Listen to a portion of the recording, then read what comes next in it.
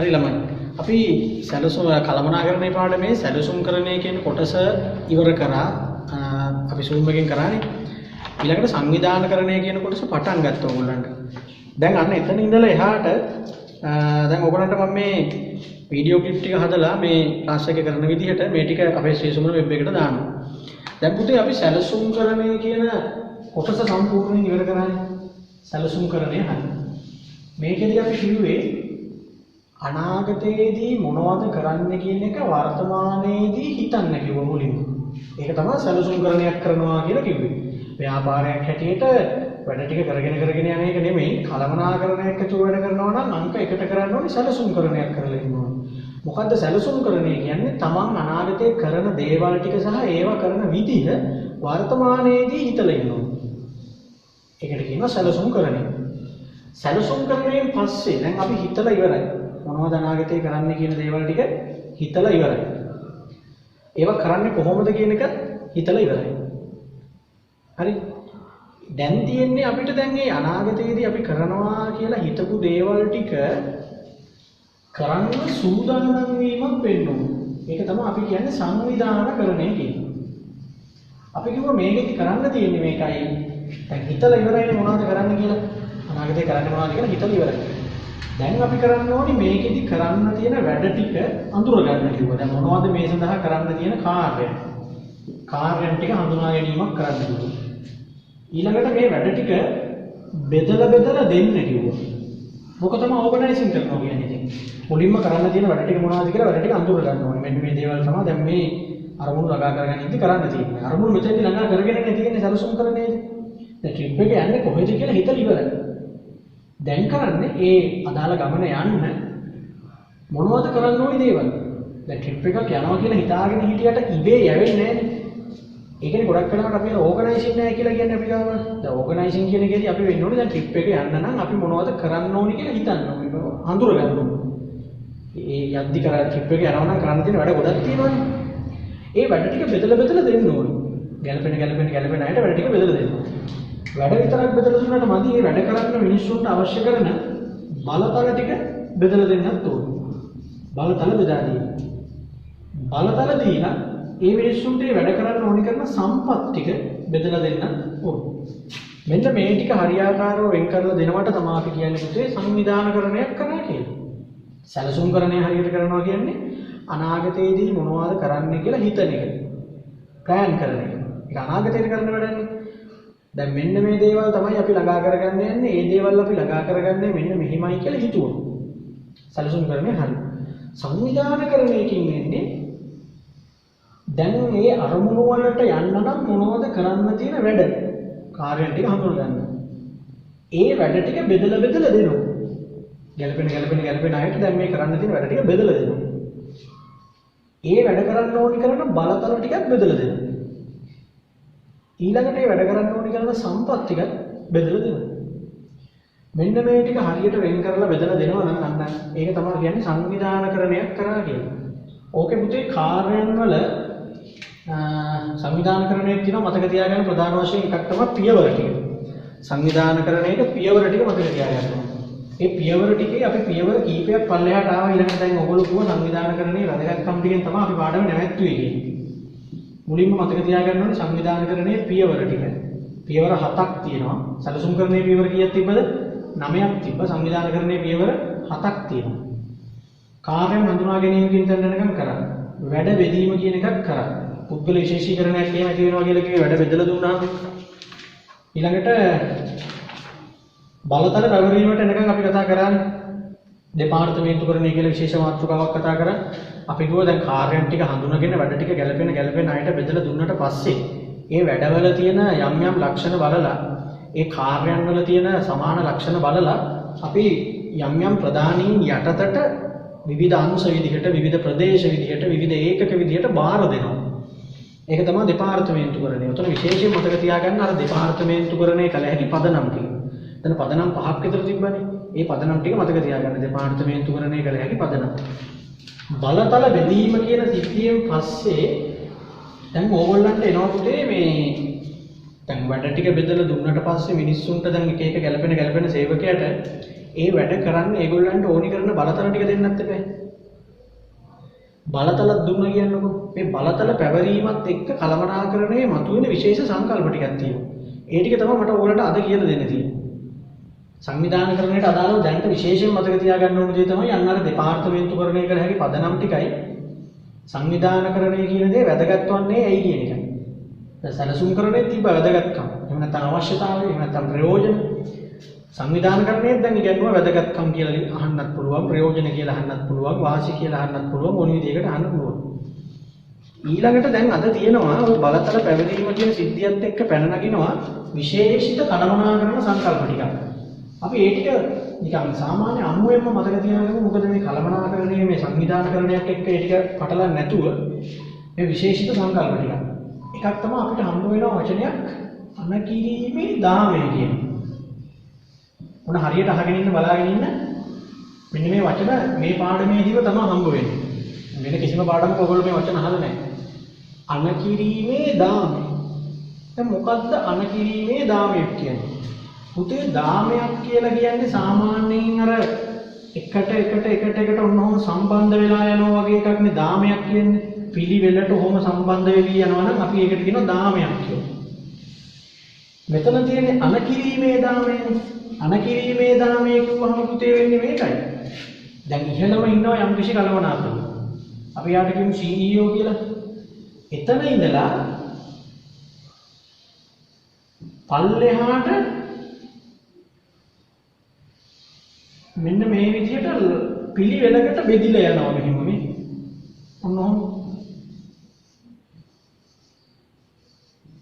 ඔන්නෝම බෙදිලා යනවා ලස්සනට පිළිවෙලට. දැන් මෙතන වෙන්නේ පුතේ මේකනේ මෙතන ඉන්න කෙනා මේ තුන් දෙනාට අණ කරනවා. මෙයා අණ කරනවා ඊට පල්ලෙහාට ඉන්න අයට. මෙයා අණ කරනවා ඔන්නෝම. ඒ කියන්නේ පල්ලෙහාට යනකොට අර එකිනෙකාට අණ කරනවා කියන එක නෙමෙයි යන්නේ.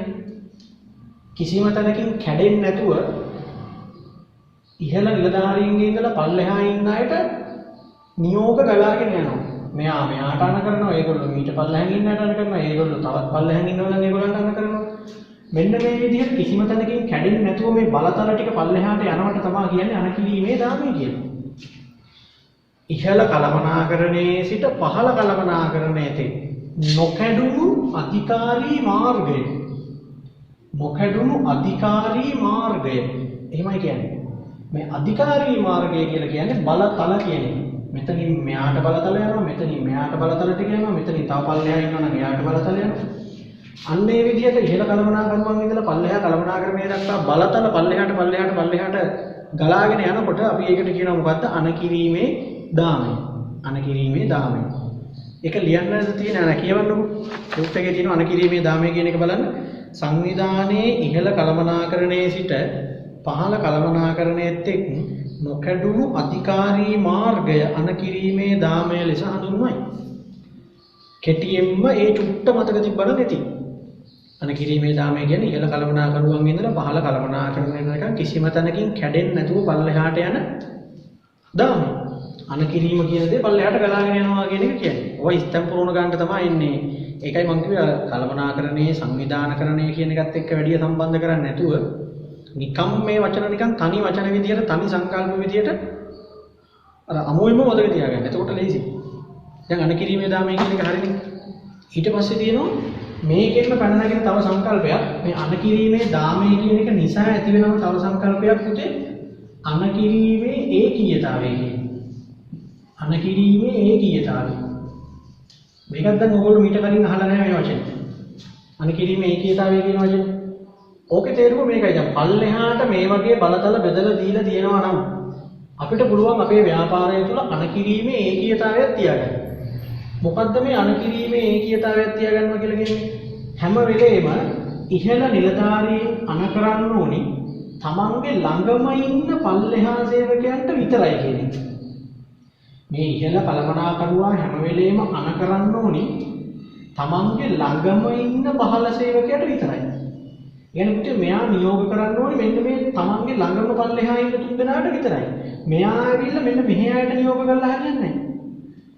මේ CEO ඇවිල්ලා මේගොල්ලන්ට නියෝග කරන්නේ නැහැ. අන්න ඒ විදිහට ව්‍යාපාරයක වැඩ කරගෙන යනවා නම් ඒකට අපි කියනවා අනකිරීමේ ඒකීයතාවයක් තියාගෙන යනවා කියලා. නැත්නම් මල කරදරයක් දැන් මෙතන ඉන්න කෙනා ඇවිල්ලා මේගොල්ලන්ට නියෝග කරනවා. එතකොට මේ පල්ලෙහාම ඉන්න සේවකයා මේ උඩ ඉන්න ඔක්කොගෙම බැනුම් අහන්න එපා. එහෙම බැනුම් අහන්න ඕනේ නැහැ. හැම සේවකයෙක්ම වග කියන්න ඕනි. එහෙම නැත්නම් බැනුම් අහන්න ඕනි. තමන්ගේ ළඟම ඉන්න ඉහළ නිලධාරියාගෙන් විතරයි කියන එකයි මේකෙන් කියවෙන්නේ. හැම සේවකයෙක්ම වග කිව යුත්තේ. එහෙම නැත්නම් අපේ සාමාන්‍ය විදිහට කියනවා නම් හැම සේවකයෙක්ම බැනුම් අහන්න ඕනි සාමාන්‍යයෙන්. එහෙම නැත්නම් වගකීමෙන් බැඳෙන්නේ තමන්ගේ ළඟම ඉන්න ඉහළ නිලධාරියාට විතරයි. දැන් නිකන් හිතන්න ගාමන්ට් එකක වැඩ කරන්න යන ළමයි වැඩි හරියක්ම කැමති නැත්තේ ගාමන්ට් එකේ මොන චරිතයටද? සුපර්වයිසර්ටනේ කැමති නැත්තේ. ඉහළ නිලධාරීන් ගැන ඒගොල්ලන්ගේ කිසිම අහිතක් නැහැනේ. මොකද ඒ වගේ තැන්වල හැම වෙලේම ඔය වැඩ කරන සේවකයන්ට ඒ වැඩ කරන ළමයින්ට බනිනවා නම් නියෝග දෙනවා නම් ඒ හැම දෙයක්ම කරන්නේ ළඟම ඉන්න ප්‍රධානියා හැටියට සුපර්වයිසර් විතරයි. ඒ නිසා තමයි ඒගොල්ලන්ට සුපර්වයිසර් එක තමයි තරහ. මොකද දැන් ගාමන්ට් එකේ ලොකු නිලධාරියෙක් එනවා. ඒ එනකොට ගාමන්ට් එකේ වැඩ කර ඉන්න අය ඔන්න කවුරු හරි දැන් එක්ක ෆෝන් එක ඔබ ඉන්නවා. එහෙම නැත්නම් කතා කර ඉන්නවා. කොහොමද දැන් වැඩ කරන්නේ නැතුව ඉන්නවා. අර ගාමන්ට් එකෙන් ආපුවර ඉහළ නිලධාරියා අර වැඩ නොකරන සේවකයාට මුකුත් කියන්නේ නැහැ. ඒගොල්ලන්ට අඬ ගහලා අයි තමුසල වැඩ කරන්නේ නැත්තේ ඕකටද මේකට ආවේ එහෙම අහන්නේ එයා ගිහිල්ලා අඬ ගහනවා දැන් මේ සේවකයාගේ ළඟින්ම ඉහළ ඉන්න ප්‍රධානියෙක් ඉන්නවනේ එහෙම නැත්නම් දැන් ඒ ආවේ ලොක්කෙක් නම් එයාගේ ළඟම පහළ සේවකයා එයාට තමයි බනින්නේ එයා බනිනවා එයාගේ ඊළඟට ළඟම ඉන්න පල්ලෙහා කෙනාට එයා බනිනවා එයාගේ ළඟම ඉන්න පල්ලෙහා කෙනාට ආන් එතකොට තමයි සුපර්වයිසර් තමයි අන්තිමට බැනුම් අහන්නේ සුපර්වයිසර් ගිහිල්ලා ඊට පස්සේ ආර වැඩ කරන කට්ටියට බනිනවා.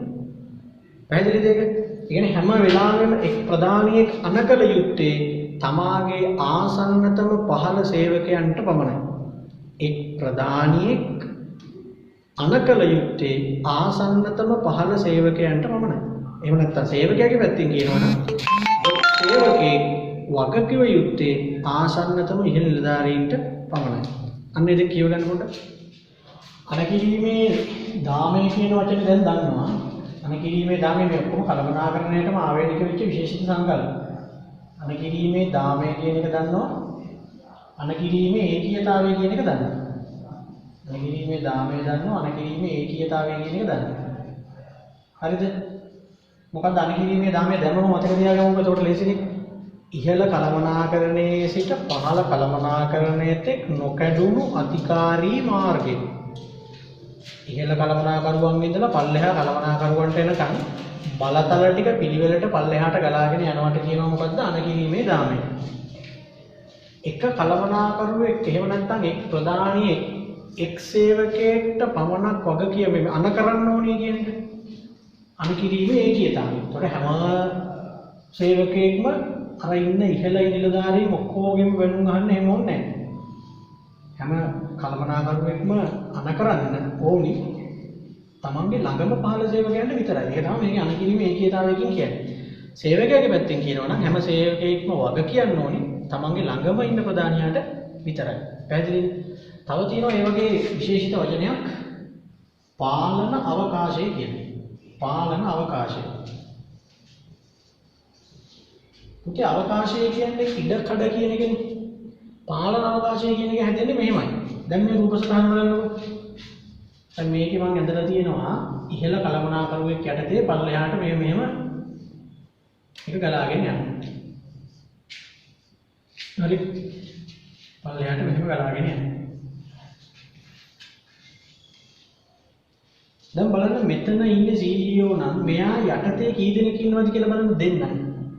මෙයා යටතේ කී දෙනෙක් ඉන්නවද? දෙන්නයි. මෙයා යටතේ කී දෙනෙක් ඉන්නවද? දෙන්නයි. එතකොට යම් කළමනාකරුවෙක්ට කෙලින්ම වාර්තා කරන සේවකයෝ ගන්න.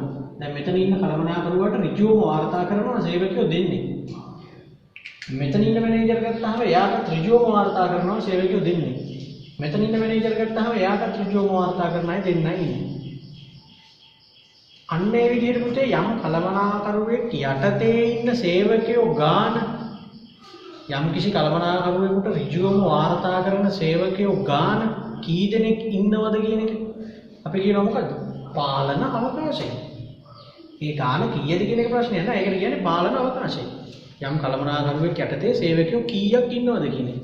දැන් මෙතන අපිට පේනවා ඉහළ හැම කළමනාකරුවෙක් යටතටම ඍජුවම බාර දීලා තියෙන්නේ දෙන්න ගන්න. දැන් තව රූපසර ගණක් ගන්නොත් මෙහෙම.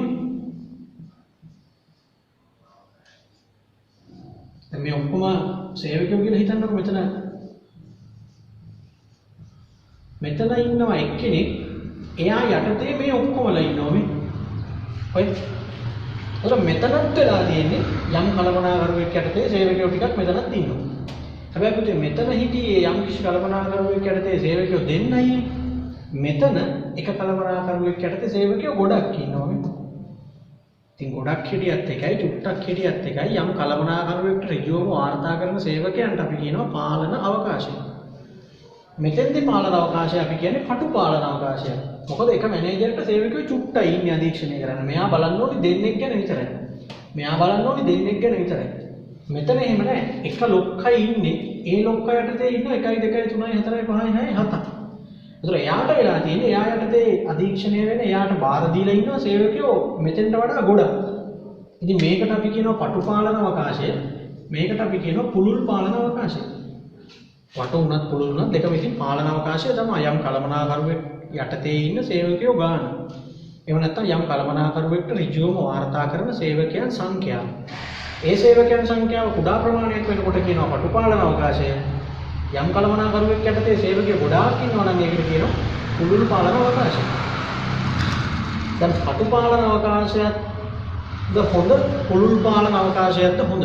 ව්‍යාපාරයකට තියාගන්න ඕනි පටු පාලන අවකාශයක්ද පුළුල් පාලන අවකාශයක්ද කියලා අහනවා. දැන් ඔන්න ඕකෙදි අපිට කියන්න බෑ යම් කළමනාකරුවෙක් යටතේ සේවකයෝ චුට්ටක් ඉන්න එක තමයි හොඳ. එහෙම නැත්නම් යම් කළමනාකරුවෙක් යටතේ සේවකයෝ ගොඩක් ඉන්න එක තමයි හොඳ. ඔය දෙකෙන් එකක් එහෙම තෝරන්න බෑ. පටු පාලන අවකාශය හෝ වේවා පුළුල් පාලන අවකාශය හෝ වේවා ඔය දෙකේම වාසි සහ අවාසි දෙකම තියෙනවා. යම් කළමනාකරුවෙක් යටතේ සේවකයෝ චුට්ටක් තියාගෙන වැඩ කරගෙන යනකොටත් ඒකේ වාසි අවාසි දෙකම තියෙනවා. යම් කළමනාකරුවෙක් යටතේ සේවකයෝ ගොඩාක් බාර දීලා ඉන්නවා නම් එක මැනේජර් කෙනෙකුට ඒකෙත් වාසි අවාසි දෙකම තියෙනවා. ඒ නිසා ඉතින් අපි කියන්නේ සාමාන්‍යයෙන් ව්‍යාපාරයකට පාලන අවකාශය තීරණය කරනකොට පටු එකක් නෙවෙයි පුළුල් එකක් නෙවෙයි ප්‍රශස්තයක් තියාගන්න. තමන්ගේ ආයතනයට ගැළපෙන ප්‍රමාණය තියාගන්න. පැහැදිලිද? කියවන්න පාලන අවකාශය කියන එක දෙන ලද කළමනාකරුවෙකුට ඍජුවම වාර්තා කරන සේවකයන් සංඛ්‍යාව පාලන අවකාශය ලෙසින් හඳුන්වයි. සේවකයන් සංඛ්‍යාව වැඩි නම් මේ පුළුල් පාලන අවකාශයක් ලෙසද සේවකයන් සංඛ්‍යාව අඩුයි නම් පටු පාලන අවකාශයක්ද වේ. පටු හා පුළුල් පාලන අවකාශ දෙකම ආයතනයකට අවාසි සහගත ලෙස බලපාන අතර මේ දෙක අතර ප්‍රශස්ත මට්ටමක් තබා ගැනීම යෝග්‍ය වේ. පටු පාලන අවකාශයේ වාසි අවාසි දෙකම තියෙනවා. පුළුල් පාලන අවකාශයේ වාසි අවාසි දෙකම තියෙනවා. අපි දැනගන්න ඕනේ මධ්‍යස්ථ එහෙම නැත්නම් අපිට ගැළපෙන ප්‍රශස්ත ප්‍රමාණය තියාගන්න. එහා පැත්තේ රූප සටහන් දෙකක් දීලා දිනවා ටියුට් එකේ. පාලන අවකාශයේ පළල් කියලා කියන්නේ මෙන්න මේ විදිහට එක මැනේජර් කෙනෙක්ට සේවකයෝ ගොඩාක් ඉන්නකොට පාලන අවකාශයේ පටුයි කියන්නේ එක්කෙනෙක් යටතේ මේ වගේ සේවකයෝ චුට්ටක් ඉන්නකොට. දැන් මේ දෙකේම මම කියවනේ වාසි අවාසි තියෙනවා කියලා. දැන් වගුවක් තියෙනවා බලන්න පුළුල් පාලන අවකාශයක වාසි කියලා. ඒකේ ලියන්න මෙහෙම. ඒ කියන්නේ පුතේ මෙන්න මේ වගේ එකට වාසි නේ. මෙන්න මේ වගේ එකට. පුළුල් පාලන අවකාශයක වාසි කියන්නේ එක මැනේජර් කෙනෙක් යටතේ සේවකයෝ ගොඩාක් ඉන්නවා. මෙන්න මේ වගේ එකක්. එක්කෙනයි ඉන්නේ ප්‍රධානී. එයා යටතේ සේවකයෝ ඉන්නවා ගොඩක්. මෙන්න මේ විදිහට තියෙනවා නම් ඒකේ තියෙන වාසි තමයි මේ අහන්නේ. මේ වගේ තියාගන්න එකේ වාසි. දැන් නිකන් බලන්න බැලු බැලමට ඒ වගේ එක මැනේජර් කෙනෙක් යටතේ සේවකයෝ ගොඩාක් ඉන්නවා නම් නිකන් ඔයා හිතන්නේ මොනවද වෙන්න පුළුවන් වාසිදායක තත්ත්වයන් එහෙම නැත්නම් ප්‍රතිලාභ වගේ හිතුවොත් දැන් බලන්න මේකේ එක ලොක්කයි ඉන්නේ අනිත් ඔක්කොම සේවකයෝ. ඒ නිසා පුතේ මෙතන අපිට පැහැදිලිව පේනවා තීරණ එහෙම ගන්න හරි ලේසියි. මෙයා තීරණයක් ගත්තා මේගොල්ලන්ට කිව්වා. දැන් මෙහෙම වුණාම බෑනේ මේ. අර කලින් එකේ වගේ වුණාම ඔය ලෙවල් ටික වැඩිනේ පල්ලෙහාට යන්න. ඒක තීරණයක් ගන්න ගියාමත් එහෙම මෙයා මෙතෙන්ට කියන්න ඕනේ, මෙයා මෙතෙන්ට කියන්න ඕනේ, මෙයා ඊට පල්ලෙහාට පරක්කු. තීරණයක් ගන්න පරක්කු වෙනවා. මෙතන එහෙම නෑ එක ලොක්කයි නෙන්නේ. එයා කියපු ගමන් මේ කට්ටියම හරි. තීරණ ගන්න ලේසි. අනිත් එක තමයි මෙතන පරිපාලන පිළිවෙල ගොඩක් අඩුයි. දැන් මෙතන මේ ලොක්කෝ වැඩිනේ ඔය. මට්ටම් ටික වැඩිනේ. මේ මට්ටම් ටික වැඩි වෙන්න දැන් මෙයාට වඩා උසස් මෙයා. එයාට වඩා උසස් මෙයා. තව ලෙවල් තියෙනවා නම් එයාට වඩා තව උසස් කෙනෙක් ඉන්න පුළුවන්. එහෙම උසස් වෙන්න පඩි වැඩි කරන්න ඕනේ, ප්‍රතිලාභ වැඩි කරන්න ඕනේ, දීමනා වැඩි කරන්න ඕනේ. දැන් මෙතන එහෙම නැහැ. මේ ඔක්කොටම එක වගේ සලකන්න තියෙන්නේ. මෙයාට විතරයි වැඩිපුර සලකන්න තියෙන්නේ. ආයතනයේ විදියට ගත්තාම මැනේජර්ලා ප්‍රමාණය අඩුයි. මට්ටම් ටික අඩුයි, ලෙවල් ටික අඩුයි. එහෙනම් ලියමු බලන්න පුළුල් පාලන අවකාශයක වාසිය හැටියට ලියන්න පරිපාලන පිරිවැය අඩුවීම. පරිපාලන පිරිවැය අඩුවීම. පරිපාලන පිරිවැය අඩුවීම.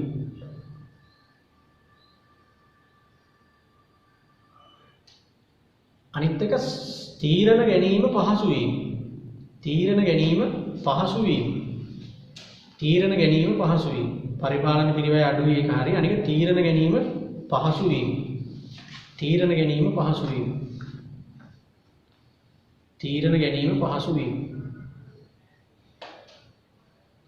තීරණ ගැනීම පහසු වීම.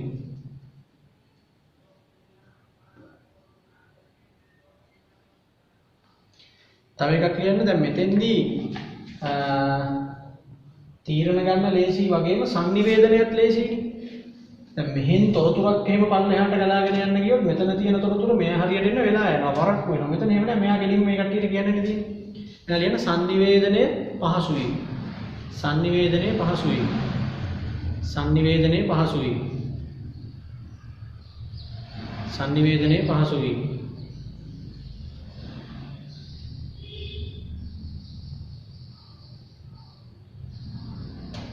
හරි. තව එකක් කියන්න බලන්න මේ වගේ අවස්ථාවකදී සේවකයෝ සහ ඉන්න මැනේජර් අතර ටිකක් දුරස්ථභාවයක් නෙදී. අයි දැන් එක්කෙනෙකුට බලා ගන්න ඉන්නේ මේ වගේ දෙන්නෙක් වගේ වුණොත් එහෙම ඒ දෙන්නව හොඳට අධීක්ෂණය කරන්න මැනේජර්ට පුළුවන්. දැන් මම මැනේජර් නම් මට බාර දීලා ඉන්නවනම් සේවකයෝ දෙන්නෙක් ගැන බලන්න කියලා මට ඒ දෙන්න ගැන උපරිමයෙන් බැලුවේ හැකිනේ. දැන් මට බාර දුන්නාම 10ක් විතර අර දෙන්නෙක් ගැන බලනවා වගේම 10 දෙනෙක්ව බාර දුන්නාම බලන්න බෑනේ. දැන් ඕගොල්ලන්ගේ ගෲප් ක්ලාස් එකේ ළමයි 25 30ක් ඉන්නේ. එතකොට ඕගොල්ලොන් ගැන අධීක්ෂණයක් කරන්න පුළුවන් නේ අපිට. ඉන්න ළමයින්ව දන්නවා. කවුරු හරි ළමෙක් කෑ ගැහුවත් අපිට ඒක පේනවා. එතකොට සමීප අධීක්ෂණයක් කරන්න පුළුවන්. දැන් අපි හිතමුකෝ ඕල් ක්ලාස් එකේ ළමයි 100ක් ඉන්නවා කියලා. ඒතර ළමයි 100ක් ගැන අරගෙන පන්තිය කරගෙන යනකොට අර 20ක් එක්ක 30ක් එක්ක කරනවා වගේම ළමයි ගැන හොයන්න අධීක්ෂණය කරන්න අමාරුයි. එතකොට ගෲප් ක්ලාස් එකේ වගේ නෙමෙයි ඕල් ක්ලාස් එකේ ළමයි වෙන වැඩ කරන ඉඩකඩ වැඩි. උගන්නන අතරේ කතා බහ කරනවා, ෆෝන් නොබනවා, නිදා ගන්නවා. එතකොට අර ළමයි සංඛ්‍යාව වැඩි හින්දා අපිට අර එක්කෙනෙක් ගානේ බලන්න තියෙන හැකියාව අඩු වෙනවා. ඉතින් ව්‍යාපාරයේ එතකොට දැන් මේ වගේ වෙනකොට එක ප්‍රධානියෙකුට සේවකයෙකු ගොඩක් බාර දෙනකොට වෙන්නේ සේවකයන්ට ලැබෙන නිදහස වැඩි. සේවකයන්ට ලැබෙන නිදහස ටිකක් වැඩි. දැන් මෙතන සේවකයන්ට ලැබෙන නිදහස අඩුයි. මෙතන සේවකයන්ට ලැබෙන නිදහස වැඩි. දැන් මට කියන්නකෝ ඔයගොල්ලෝ සේවකයන්ට ලැබෙන නිදහස වැඩි කියන්නේ ඒක ආයතනයේ පැත්තෙන් ගත්තොත් වාසියක්ද අවාසියක්ද? සේවකයන්ට ලැබෙන නිදහස වැඩි කියන්නේ වැඩ කරන තැන ආයතනයේ පැත්තෙන් ගත්තොත් වාසියක්ද අවාසියක්ද? දැන් ඔක අහුවාම ළමයි පන්තිය උගන්වද්දි හැමෝම කියන්නේ මේක අවාසිය. සේවකයන්ට ලැබෙන නිදහස වැඩි කියන්නේ ඒක අවාසියක් කියලා තමයි කියන්නේ. මොකද මේ අවාසියක් කියලා ළමයි ටක් ගාලා උත්තර දෙන්න හේතුව තමයි අපි දන්නවා සේවකයන්ට නිදහස වැඩි වෙච්ච ගමන්ම ඒ සේවකයා වැඩ කරන්නේ නැහැ කියන මතය තමයි අපිට තියෙන්නේ. කියන්නේ නිදහස වැඩි වෙන්න සේවකයා මග අරිනවා. අපි කියන්නේ අයිස් ගහනවා. අන්න එහෙම කියලානේ. අයිස් ගහනවා කියන්නේ අර වැඩ නොකර ඉන්න එක. දැන් එතකොට අපිට එහෙම හිතෙන්නේ ලංකාව සම්බන්ධෙන්නේ. ලංකාවේ මිනිස්සු එතකොට ගොඩක් වෙලාවට නිදහසක් හම්බුනොත් එහෙම ප්‍රධානියෙක් වැඩකට එදා ආපු නැති දවසට ඉහළ නිලධාරියා ආපු නැති දවසට එහෙම එතකොට අර සේවකයා වෙනදට වඩා වැඩ කරනවා නෙවෙයි වෙනද තරම්වත් වැඩක් කරන්නේ නැහැ කියන එකනේ. ඒකනේ මේක අවාසිය කියන්නේ. හැබැයි ජපානයේ මේක දකින්නේ එහෙම නෙමෙයි. ජපානයේ තමයි මේ කල්පනා කරන සංකල්ප ගොඩක් හඳුන්වලා දෙන්නේ. හැබැයි ජපානයේ කියනවා සේවකයන්ට ලැබෙන නිදහස වැඩි කියන්නේ ඒක ආයතනයේට වාසියක් කියනවා. ඒ කොහොමද එහෙම වාසියක් වෙන්නේ? සේවකයන්ට ලැබෙන නිදහස වැඩි වෙන එක කොහොමද ආයතනයේට වාසියක් වෙන්නේ? ජපානයේ කියනවා මෙහෙම. සේවකයන්ට ලැබෙන නිදහස වැඩි වෙන්න සේවකයාගේ නිර්මාණශීලී හැකියාව වැඩි වෙනවා. ක්‍රියේටිව් අයිඩියා වැඩි වෙනවා. ඒ කියන්නේ පුතේ දැන් දැඩිසේ සුපරීක්ෂණය කරලා අර දැඩි පාලනයකට නතු කරලා සේවකයෙක්ගෙන් වැඩ ගන්නකොට ඒ සේවකයා හැම වෙලේම තමන්ගේ ඉහළ නිලධාරියා කියන දේ කරනවා විතරයි. දැන් සුපර්වයිසර් බලාගෙන ඉන්නවා සුපර්වයිසර් කියනවා මෙහෙම කරන්න අර එහෙම කරන්න කියලා. ඉතින් එතකොට ඒ සේවකයා කියන දේ කරනවා එච්චරයි. ජපානයේ කියන්නේ ඒගොල්ලෝ කරන්නේ සේවකයාගේ නිදහස වැඩි කරනවා. සේවකයාගෙන එහෙම ඕනකට වඩා හොයන්න යන්නේ නැහැ. හැමදේම ඇඟිල්ලෙන් එනහැර කියන්නේ නැහැ. සේවකයාට නිදහසේ වැඩ කරන්න දෙනවා. එතකොට ජපානයේ කියනවා එහෙම නිදහසේ වැඩ කරන්න දෙනකොට ඒ සේවකයාගේ නිර්මාණශීලී හැකියාව. මොකද එතකොට තමයි සේවකයාට හිතලා යමක් කරන්න chance එකක් හම්බෙන්නේ. මේ වගේ වෙනකොට වෙන්නේ කියන දේ කරන එක විතරනේ කරන්නේ. හැම වෙලේම ඉහළ නිලධාරියෙක් බලන් ඉන්නවනේ. දැන් මේ විදිහට එක්කෙනෙක් යටතේ ගොඩක් ඉන්නකොට සේවකයාට පොඩි නිදහසක් ලැබෙනවා. එයාගෙන එච්චර හොයන්න වෙන්නේ නැහැ. ඒතකොට අර ඉහළ ඉන්න කලමනාකරුවට නිතරම හොයන්න වෙන්නේ නැහැනේ. ඒත් එක්ක ජපානයේ කියනවා සේවකයන්ගේ නිර්මාණශීලී හැකියාව වැඩි වෙනවා. ඒකනේ ජපානයේ නිතරම නම සොයා ගැනීම සිද්ධ වෙන්නේ.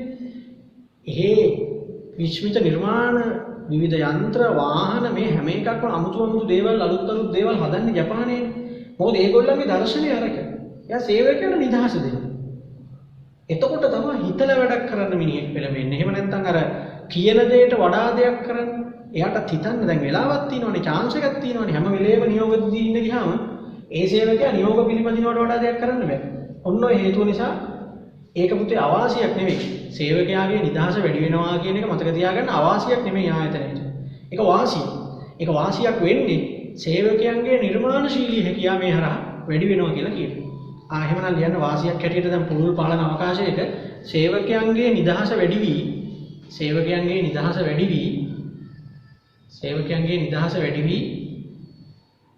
නිර්මාණශීලීත්වය වැඩි වී සේවකයන්ගේ නිදහස වැඩි වී නිර්මාණශීලීත්වය වැඩි වී සේවකයන්ගේ නිදහස වැඩි වී නිර්මාණශීලීත්වය වැඩි වී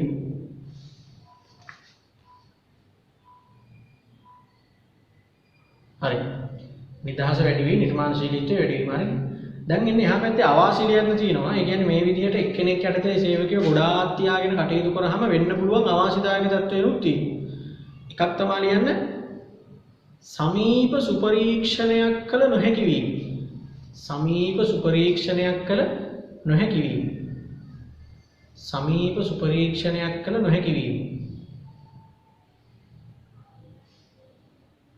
ළඟටම වෙලා හොයන්න බලන්න බැරි වෙනවා සේවකයන් අතර අවිධිමත් කණ්ඩායම් බිහිවීමේ ඉඩකඩ පොද ප්‍රධානියාත් එක්ක සේවකයා දුරස් වෙනකොට ටිකක් සේවකයෝ එකතු වෙලා අවිධිමත් කණ්ඩායම් බිහි කරගන්න පුළුවන් සේවකයන් අතර අවිධිමත් කණ්ඩායම් බිහිවීමේ ඉඩකඩ සේවකයන් අතර අවිධිමත් කණ්ඩායම් බිහිවීමේ ඉඩකඩ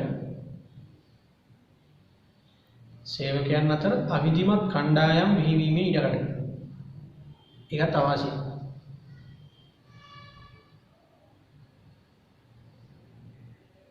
හරිද තව එකක් ලියන්න කලමනාකරුවන් හා සේවකයන් දුරස් වීම කලමනාකරුවන් හා සේවකයන් දුරස් වීම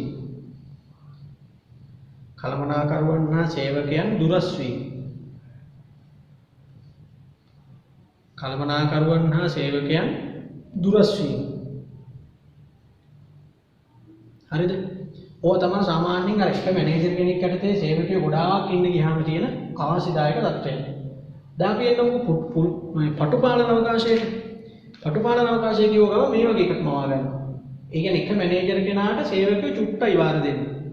එක්කෙනෙකුට දෙන්න ගානේ තුන් දෙනා ගානේ වගේ තමයි වාර දීලා තියෙන්නේ. ඒකට එහෙම තමයි අධීක්ෂණය යන්නේ පල්ලෙහාට. ලෙවල් වැඩි. ඒකට මේ වගේ උස්ස සංවිධාන විභාගයක් තමයි හැදෙන්නේ. ඉතින් මේක දෙපැත්ත මාරු කරලා ලියුවා හැකි. දැන් මේකේ වාසිය හැටියට අපිට ගත්ත හැකි. දැඩි පාලනයකට සේවකයන් නතු කරගන්න පුළුවන්.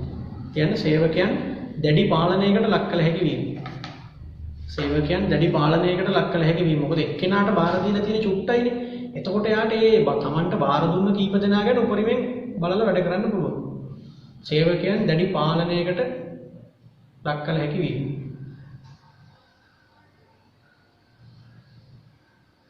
සමීප සුපරීක්ෂණයක් සිදු කළ හැකි වීම. සමීප සුපරීක්ෂණයක් සිදු කළ හැකි වීම. සමීප සුපරීක්ෂණයක් සිදු කළ හැකි වීම. සමීප සුපරීක්ෂණයක් සිදු කළ හැකි වීම. සමීප සුපරීක්ෂණයක් සිදු කළ හැකි වීම.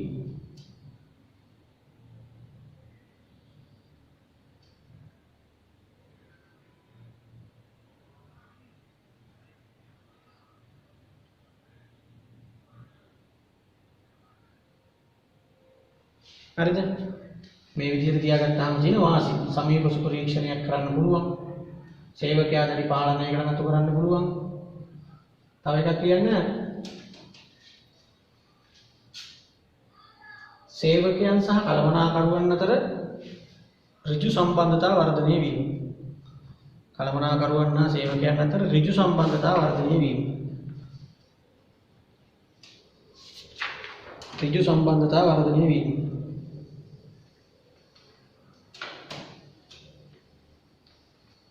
හරි. අවාසි ලියන්න දැන් ওই විදිහට තියාගෙන යනකොට තියෙන අවාසි තමයි දැන් ඒ කියන්නේ මේ වගේ ලෙවල් ගොඩක් තියාගෙන යනවා නම් එක මැනේජර් කෙනෙක් යටතේ සේවකයෝ දෙන්න තුන් දෙනා වගේ ඒ විදිහට වැඩේ කරන් යනවා නම් ඒකේ අවාසිත් තියෙනවා. ලියන්න එකක් පරිපාලන පිරිවැය වැඩි වීම. මට්ටම් සංඛ්‍යාව වැඩි වෙන්න වියදම වැඩි. පරිපාලන පිරිවැය වැඩි වීම. පරිපාලන පිරිවැය වැඩි වීම. පරිපාලන පිරිවැය වැඩි වීම.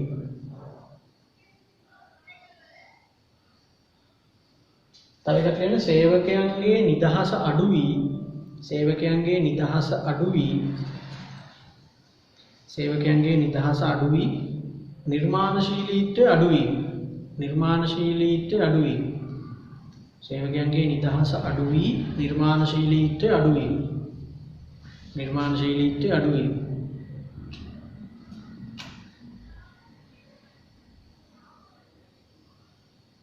හරි. තව එකක් කියන්න තීරණ ගැනීම ප්‍රමාද වීම. තීරණ ගැනීම ප්‍රමාද වීම.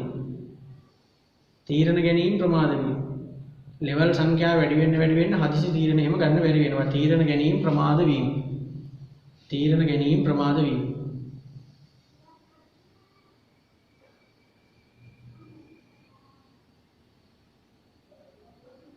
හරි. ඔන්න එතකොට දැන් පටුපාලන අවකාශයකට වාසි නෙලිව්වේ නෑ අවාසි ලිව්වනේ නේද? හරිද? වාසි දෙකම ලිව්වනේ. හරි. එතකොට දැන් පටුපාලන අවකාශයේත් වාසි හරි පුළුල් පාලන අවකාශයේත් වාසි හරි. ඒතර පාලන අවකාශය කියන සංකල්පය පැහැදිලි. දැන් ඒතර ප්‍රධාන සංකල්ප මෙන්න මේ තුන කතා කරන්නේ. මොකක්ද අනකිරීමේ දාමයක් කියන්නේ? ඉහළ කළමනාකරණයේ සිට පහළ කළමනාකරණය දක්වා නොකඩුණු අධිකාරී මාර්ගය. මොකක්ද අනකිරීමේ ඒකීයතාවය කියන්නේ? එක් කළමනාකරුවෙක් අනකල යුත්තේ ආසන්නතම පහළ සේවකයන්ට පමණක් බව. එක මැනේජර් කෙනෙක් බනින්න ඕනි තමන්ගේ ළඟම ඉන්න පහළ සේවකයට විතරයි කියන්නේ. අනකිරීමේ ඒකීයතාවය. පාලන අවකාශය කියන්නේ එක මැනේජර් කෙනෙක් යටතේ ඉන්න සේවකයෝ ගාන. යම් කළමනාකරුවෙක් ඍජුවම වාර්තා කරන සේවකයන් සංඛ්‍යාව. එතකොට මේ සේවකයන් සංඛ්‍යාව විශාල සංඛ්‍යාවක් වුණොත් පුළුල් පාලන අවකාශයක් වෙනවා. කුඩා සංඛ්‍යාවක් වුණොත් පටු පාලන අවකාශයක් වෙනවා. ඒ සංකල්පය හරිනේ. පාලන අවකාශය කියන එක හරියි. ඊළඟට අපි එනවා තව සංකල්පයක් තියෙනවා පුතේ මධ්‍යගතකරණය කියලා එකයි විමධ්‍යගතකරණය කියලා එකයි. මේ දෙකම එක ළඟ යන්නේ. මධ්‍යගතකරණය සහ විමධ්‍යගතකරණය. මොකද තේරුම? මධ්‍යගතකරණයක් කියලා කියන්නේ තීරණ ගන්න තියෙන බලතල සියල්ල. ඒ කියන්නේ ව්‍යාපාරයක තීරණ ගැනීමේ බලතල ටික ඔක්කොම ඉහළ කළමනාකරුවෝ ගාව විතරක් තියෙනවා. යම්කිසි ව්‍යාපාරයක තීරණ ගන්න තියෙන බලය, තීරණ ගැනීමේ බලතල ඉහළ කළමනාකරුවෝ ගාව විතරක් තියෙනවා නම් ඒකට කියනවා මධ්‍යගතකරණය. වෙන කිසිම කෙනෙකුට පල්ලෙහා කට්ටියට තීරණ ගන්න බෑ. හැම වෙලේම තීරණ ගන්න උඩ ඉන්න මැනේජර්ලා විතරයි. එහෙනම් මධ්‍යගතකරණය. තීරණ ගන්න බලතල පල්ලෙහාට දෙනවා නම් ඒකට කියනවා විමධ්‍යගතකරණය. තීරණ ගැනීමේ බලතල සියල්ලම ඉහළ කළමනාකරුවන්ට විතරක් දුන්නාම ඒකට කියනවා මධ්‍යගතකරණය. තීරණ ගැනීමේ බලතල ඉහළ මැනේජර්ලා ඉඳලා පල්ලෙහා මැනේජර්ලාට බෙදලා පල්ලෙහාට දීලා තියෙනවා නම් ඒකට කියනවා විමධ්‍යගතකරණය. හරි? අලියන්න තීරණ ගැනීමේ බලතල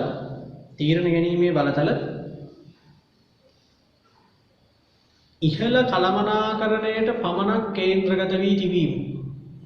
තීරණ ගැනීමේ බලතල ඉහළ කළමනාකරණයට පමණක් කේන්ද්‍රගත වී තිබීම තීරණ ගැනීමේ බලතල ඉහළ කළමනාකරණයට පමණක් කේන්ද්‍රගත වී තිබීම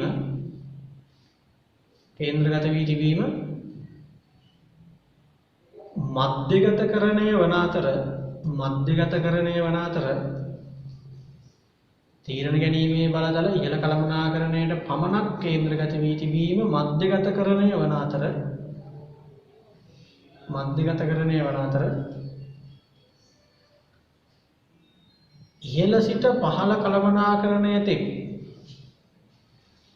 ඉහළ සිට පහළ කළමනාකරණය තෙක්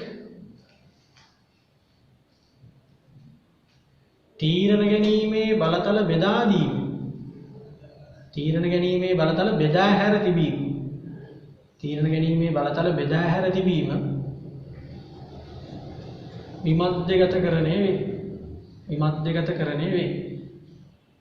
විමධ්‍යගතකරණය වේ. හරි ඊළඟට අපිට තියෙනවා දැන් අනකිරීමේ දාමය කියන එක හරි අනකිරීමේ ඒකීයතාවය කියන එක හරි පාලන අවකාශය කියන එක හරි ඊළඟට අපි කතා කරා මධ්‍යගතකරණය හා විමධ්‍යගතකරණය. දැන් ওই සංකල්ප ටික හරිනේ. දැන් තව එකක් තියෙනවා පුතේ අධිකාරිය. එහෙම නැත්නම් බලතල කියලා සංකල්පයක් තියෙනවා. අධිකාරිය එහෙම නැත්නම් බලතල. දැන් ඕක බලතල වලට කියන සමාන පදයක් තමයි අධිකාරිය කියලා කියන්නේ. හරි. මොකක්ද අධිකාරියක්? එහෙම නැත්නම් මොකක්ද බලතල කියලා කියන්නේ? බලතල හම්බ වෙනවා කියන එකෙන් පුතේ වෙන්නේ මේක ඇවිල්ලා නීතියෙන් දෙන අයිතියක්. නීතියෙන් දෙන බලයක්. තවත් කෙනෙකුට අණ කරන්න. තවත් පුද්ගලයෙකුට හෝ පුද්ගල කණ්ඩායමකට අණ කරන්න. එහෙම නැත්නම් ඒ අයලවා වැඩ කරව ගන්න. අනිත් අයට සම්පත් බෙදලා දෙන්න. අන්න ඒ වගේ දේවල් කරන්න යම්කිසි පුද්ගලයෙකුට නීතියෙන් දෙනවා නම් අයිතියක්. නීතියෙන් දෙනවා නම් යම්කිසි බලයක්. මොනවා කරන්න? අනිත් අයට අණ කරන්න. අණ කිරීමට අන් අයලවා වැඩ කරවා ගැනීමට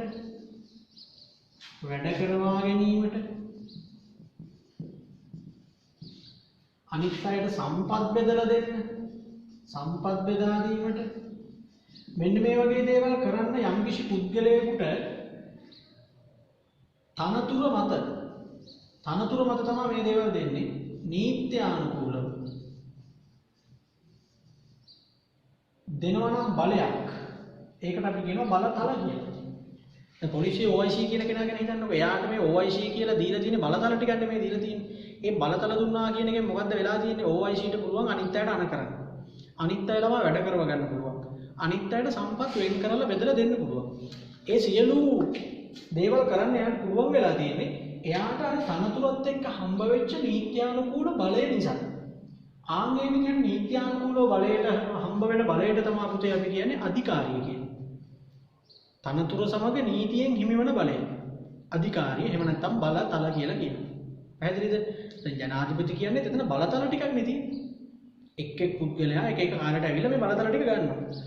මේ බලතල වලින් එයාට පුළුවන් අනිත් අයට නියෝග කරන්න පුළුවන්, අනිත් අය ලවා වැඩ කරව ගන්න පුළුවන්, අනිත් අයට සම්පත් බෙදලා දෙන්න පුළුවන්. පොලිසිය OIC කියන්නේත් ඒකයි.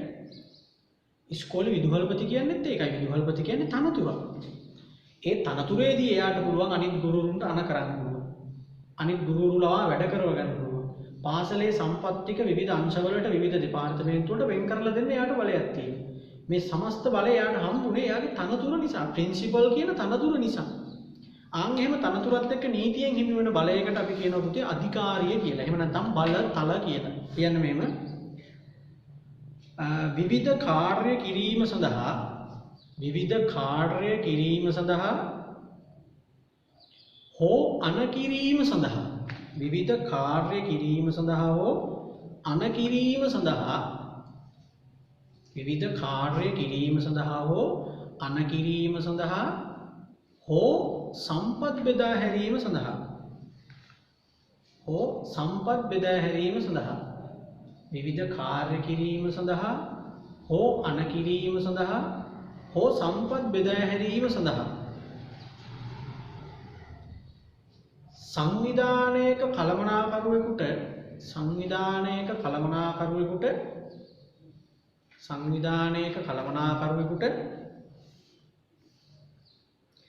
ලැබෙන නීත්‍යානුකූල බලය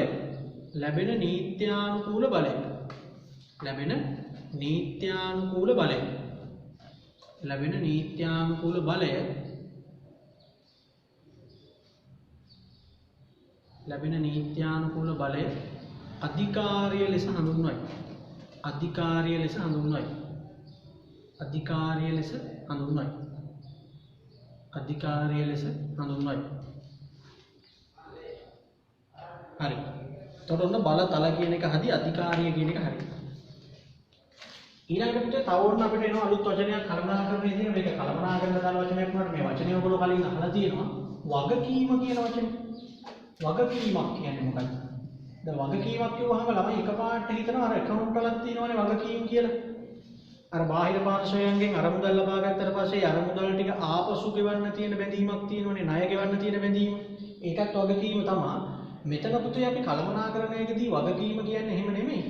දැන් ඉහළ කළමනාකරුවෙක් විසින් පල්ලෙහා කළමනාකරුවෙකුට සේවකයෙකුට මොකක් හරි කාර්යයක් පවරනවනේ. වැඩක් පවරනවනේ. ඒ වැඩේ පවරලා ඒ වැඩේ කරන්න ඕනි කරන බලතල දෙනවනේ. වැඩක් පවරලා ඒ වැඩේ කරන්න අවශ්‍ය බලතල දුන්නට පස්සේ ඒ පහළ සේවකයා තුළ පුතේ යම් බැඳීමක් නිර්මාණය වෙනවා. මට මේ දුන්න වැඩේ මම දැන් කරන්න එපයි කියන හැඟීම. ඒකට මම උදාහරණයක් කිව්වා පොලිසියක OIC කියන්නේ බලතල ටික. ඒ OIC කියන බලතල ටික යාට දෙන්නේ එයාට කරන්න යම් රාජකාරියකුත් තියෙනවා. කාර්යයන් රැසක් යට පවරලා තියෙනවා කරන්න. ඒ කාර්යයන් ටික කරන්න ඕනි කරන බලතල ටික තමයි අර දෙන්නේ. OIC කියලා. ඒ බලතල ටික දුන්නාම එයාගේ හිතේ පුතේ යම් බැඳීමක් නිර්මාණය වෙනවා. දැන් ඉතින් මම මේ ටික කරන්න එපේ. අන්නේ හැඟීම. ඒ බැඳීමක් එතන තියෙන්නේ. මොකද OIC කියන පුද්ගලයා එතකොට අනිත් අයට නියෝග දෙනවා, අනිත් අයට අණ කරනවා. ඒ වගේ දේවල් කරනවා. කරාට අපිට හිතෙනවා එතකොට ඉතින් ඒ වගේ බලතල තියෙනවා නම් නියමයි කියලා. බලතල ටිකෙන් එයා ඒ නියෝග කරන එක අපි පෙවුනට අනිත් අය ළමා වැඩ කරව ගන්නවා අපිට පේනවා. හැබැයි ඒ වගේම තමයි තමන්ට බාර දීපු ඒරියා එකේ මොකක් හරි ප්‍රශ්නයක් වුණොත් මිනීමැරුමක්, හොරකමක්, දූෂණයක්, වංචාවක් මොනවා හරි දෙයක් නීතිය හා සාමයේ කඩකිරීමක් මේ තමන්ගේ ඒරියා එක තුල වුණොත් ඉහලින් කතා කරලා OIC එකෙන් තමයි පුතේ අහන්නේ. එයාට අන්නේතනේ බැඳීම තියෙනවා. එයා තමයි උත්තර දෙන්න ඕන. තාම අල්ලගත්තේ නැද්ද? දැන් මොකද්ද මේකේ කවුද වැරදි කරුවා? ඒ ඔක්කොම ඉහළ නිලධාරින් කතා කරලා එයාට තමයි ගනින්නේ. අර බලතල තිබ්බ වගේම තමයි ඉතින්. ඒ බලතල ටික තියෙනකොට ලොකු බැඳීමකුත් නිර්මාණය වෙනවා. එතන බැඳීමකුත් තියෙනවා. පැහැදිලි? ආයෙන ලියන්න වගකීම කියන එක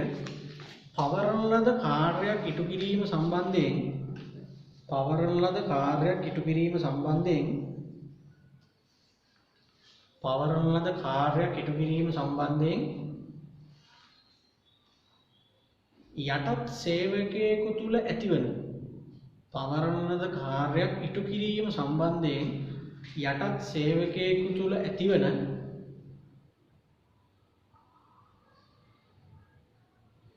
බැඳීම වගකීම ලෙස හඳුන්වයි. පවරන ලද කාර්යයක් ඉටු කිරීම සම්බන්ධයෙන් යටත් සේවකයා තුළ ඇතිවන බැඳීමකට කියනවා මොකද්ද? වගකීම. හරි. එතනම යට තියෙනවා තව ඒ වගේම සංකල්පයක්. වගකීමෙන් පස්සේ තියෙනවා පුතේ මොකද්ද සංකල්පය? වගවීම. හරි. වගකීම සහ වගවීම මේ වෙනම එකක්. වගකීම කියන්නේ Tamanට දුන්න වැඩේ කරන්න තියෙන බැඳීම. කියන්නේ පවරපු වැඩේ කරන්න තියෙන බැඳීම වගකීම. වගවීම කියන්නේ ඒක නෙමෙයි. දැන් ගොඩක් වෙලාවට වෙන්නේ මේ වගකීම කියන එක පවරන්න පුළුවන්. වෙන කෙනෙකුට දෙන්න පුළුවන්. දැන් පොලිසිය OIC ටනේ පවරලා තියෙන වැඩ ටික කරන්න කියලා. ඒ වැඩ ටික කරන්න දැන් එයාට බැඳීමක් තියෙනවනේ. ඒ වුණාට OIC ගිහිල්ලා නෙවෙයිනේ හොරු අල්ලන්නේ. OIC ගිහින් නෙවෙයිනේ අපරාධකරුවෙක් අල්ලගන්නේ ගිහිල්ලා. OIC විසින් කරන්නේ ඒවා එක එක නිලධාරීන්ට පවරනවා. ඔයා මේ වැඩේ යන්න, ඔයා මේ ප්‍රදේශයට යන්න, ඔයා මෙන්න මේ පැමිණිල්ල ගැන ගිහින් හොයලා බලන්න. ඔයා මෙන්න මෙතෙන්ට ගිහිල්ලා මෙන්න මෙයාව අත්අඩංගුවට ගන්න. එයා පවරනවා කට්ටියට. හැබැයි දැන් වැඩේ හරියට කෙරුණාට පස්සේ OIC ඔන්න තමන්ගේ වගකීම් කොටස ඉටු කරා කියන එක තමයි එතන වෙන්නේ. එයාගේ වගකීම හරි දැන් ඉහළ නිලධාරියා කතා කරලා ඇහුවාම හරි මට දුන්න වැඩ ටික මං කරා. මට බාර දීපු වැඩේ මං කරා. ඒ කියන්නේ වගකීම එයා අනිත් අයට පවර්ලා වැඩේ කරව ගන්න පුළුවන්. හැබැයි බැරි වෙලා හරි දැන් මොකක් හරි සිද්ධියකදී පොලිසිය OIC විසින් යම් යම් අයට වැඩ ටික පවර්ලා ඒ පවර්පු කට්ටිය වැඩේ හරියට කරේ නැත්තම් දැන් අදාළ පුද්ගලයා නෙවෙයි වෙන කෙනෙක්ව තමයි අත්අඩංගුවට අරන් තියෙන්නේ. දැන් ඒක පස්සේ හෙළි වෙනවා. එතකොට ඉහළ නිලධාරියා කතා කරලා ඇහුවාම කවුද මේ වැඩේ කරේ? ඇයි මේ විදිහට මේ වැරදි වෙන කෙනෙක්ව අල්ලගත්තේ කියලා ඇහුවාම උත්තර දෙන්නේ බැඳිලා ඉන්නේ OICද? එහෙම නැත්නම් අර OIC වැඩේ පවරපු එක්කෙනා. එනේ OIC වැඩ නෙවෙයි වැඩේ කරේ වෙන කෙනෙක් වැඩේ කරේ. ඒ වැඩේ කරපු කෙනාද පුතේ වග උත්තර බඳින්න ඕනි OIC. OIC තමයි වග උත්තර බඳින්න ඕනි. මොකද වෙන කා හරි ලව්ව වැඩේ කරවගත්තට වැඩක් නැහැ. ඉහළ නිලධාරියාට සාධාරණීකරණය කරන්න ඕනි. එහෙම නැත්නම් ඉහළ නිලධාරියාට නිදහසට කරුණු කියන්න වෙන්නේ අර වැඩේ බාරගත්තු කෙනාට. පැහැදිලි නේද? අන්න ඒ බැඳීමට කියනවා වගකීම. වගකීම පවරන්න පුළුවන් වුණාට වගවීම පවරන්න බෑ. පවරපු වැඩේ කරන එක වගකීම. දුන්න වැඩේ කරන එක වගකීම. ඒක වෙන කෙනෙක් ලවා කරව ගන්නත් පුළුවන්. වගකීමෙන් ඉක්මනට එතකොට ෂේප් වෙන්න පුළුවන්. වගකීම එහෙම බෑ. කාලවා වැඩේ කරව ගත්තත් වැඩක් නැහැ. ඉහෙලින් අහනකොට මේක හරියට කෙරිලා නැත්තම් උත්තර දෙන්න ලැහැත් වෙලා ඉන්න ඕනි අදාළ වැඩේ බාරගත්තු කෙනා. අරයා ලවා කරගත්තා මෙයාට තමයි මම වැඩේ දුන්නේ. එයා හරියට කරලා නැහැ. එහෙම වැඩක් නැහැ. අන්නේ බැඳීමට කියනවා මොකද්ද? වගවීම. කියන්නේ මෙහෙම පවරන ලද කාර්යයේ සාර්ථක අසාර්ථකභාවය පිළිබඳ පවරන ලද කාර්යයේ සාර්ථක අසාර්ථකභාවය පිළිබඳ පවරන ලද කාර්යයේ සාර්ථක අසාර්ථකභාවය පිළිබඳ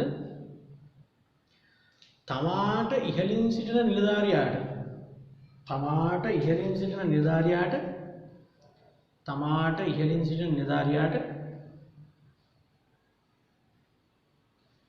සාධාරණීකරණය කළ යුතු වීම. තමාට ඉහළින් සිටින නිලධාරියාට සාධාරණීකරණය කළ යුතු වීම. පවරන ලද කාර්යයේ සාර්ථක අසාර්ථකභාවය පිළිබඳ තමාට ඉහළින් සිටින නිලධාරියාට සාධාරණීකරණය කළ යුතු වීම. සාධාරණීකරණය කළ යුතු වීම වගවීම ලෙස හඳුන්වයි. වගවීම ලෙස හඳුන්වයි. වගවීම ලෙස හඳුන්වයි. වගවීම ලෙස හඳුන්වයි.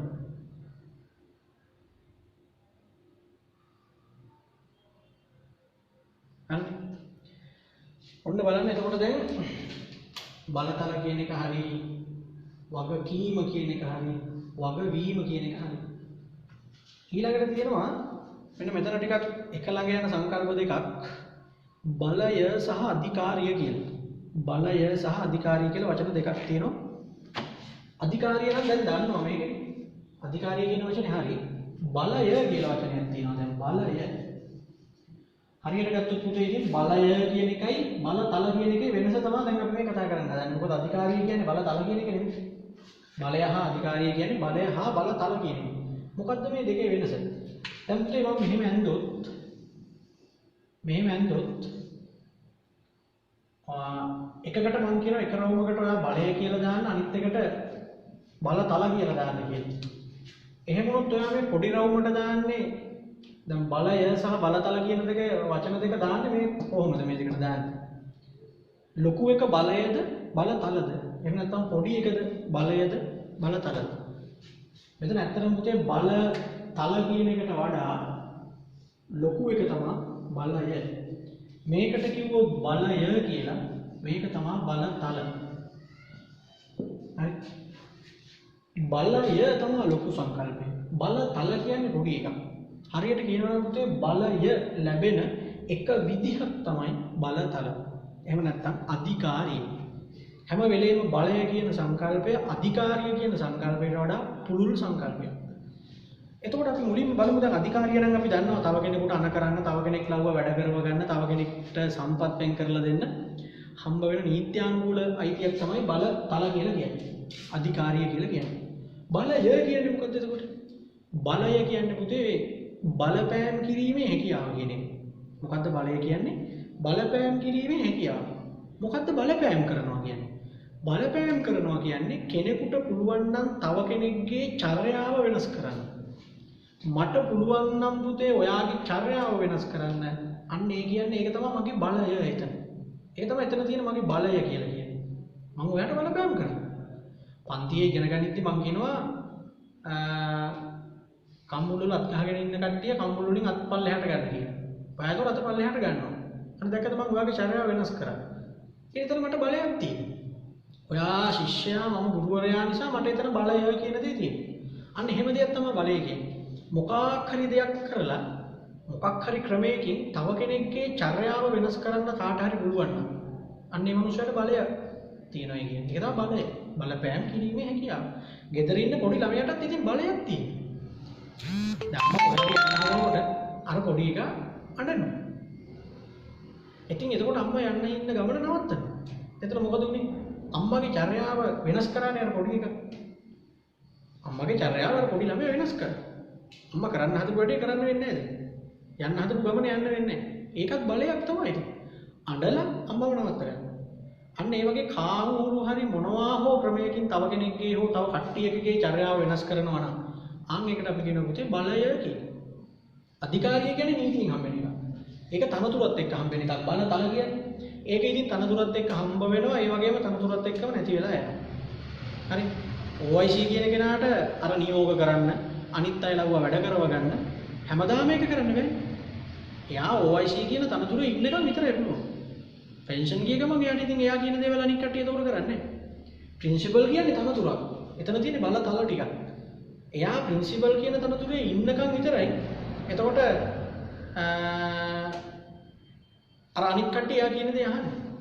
එයා ප්‍රින්සිපල් කමෙන් අයින් වුණාට පස්සේ එයාට බෑ අනිත් ගුරුවරුන්ට නියෝග කරන්න. අනිත් අය ලව්ව වැඩ කරව ගන්න. පැහැදිලිද? එහෙනම් මේ බලය කියන සංකල්පය තේරුම් ගන්න. බලය කියන්නේ අනිත් අයගේ චර්යාව වෙනස් කරනවා කියන එක. අනිත් අයට බලපෑම් කරනවා කියන එක. කියවන බලය කියන එක.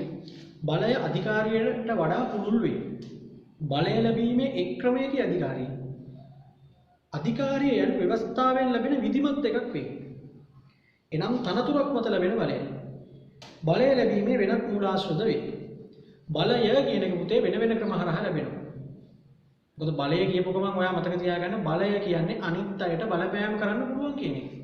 ඉතින් තව කෙනෙකුට බලපෑම් කරන්න පුළුවන් හැකියාව විවිධ මූලාශ්‍ර වලින් මිනිස්සු ගන්නවා. එක එක ක්‍රම හරහා අනිත් අයට බලපෑම් කරන්න මිනිස්සු පෙළඹෙනවා. ඒක බලය තමයි ඒකට. බලය සහ අධිකාරිය කියන දෙකේ වෙනස අපෙන් අහනවා. කියන පුතේ බලය කියන එක මෙහෙම පුළුල් සංකල්පයකින්. බලය කියන තීරුවේ ලියන්න පුළුල් සංකල්පයකින්. පුළුල් සංකල්පයකින්.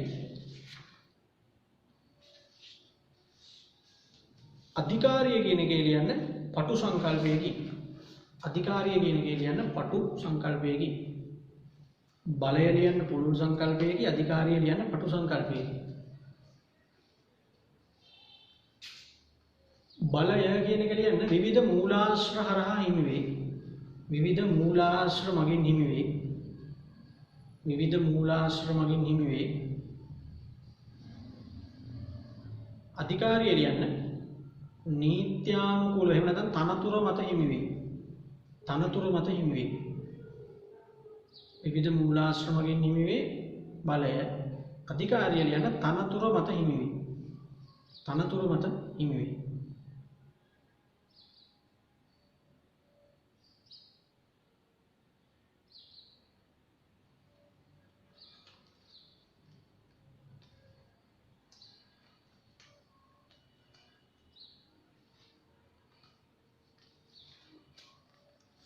ඊළඟට බලය කියන එකේ ලියන්න දීර්ඝ කාලීන වේ. දීර්ඝ කාලීන වේ. අධිකාරිය ලියන්න කෙටි කාලීන වේ. කෙටි කාලීන වේ. කෙටි කාලීන වේ.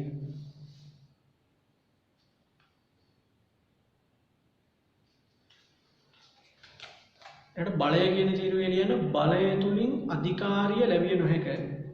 බලය තුලින් අධිකාරිය ලැබිය නොහැක. බලය තුලින් අධිකාරිය ලැබිය නොහැක.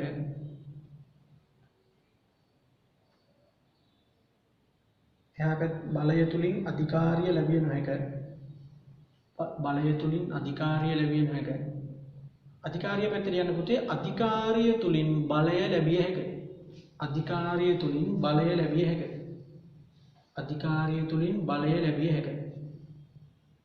අධිකාරිය තුලින් බලය ලැබිය හැක.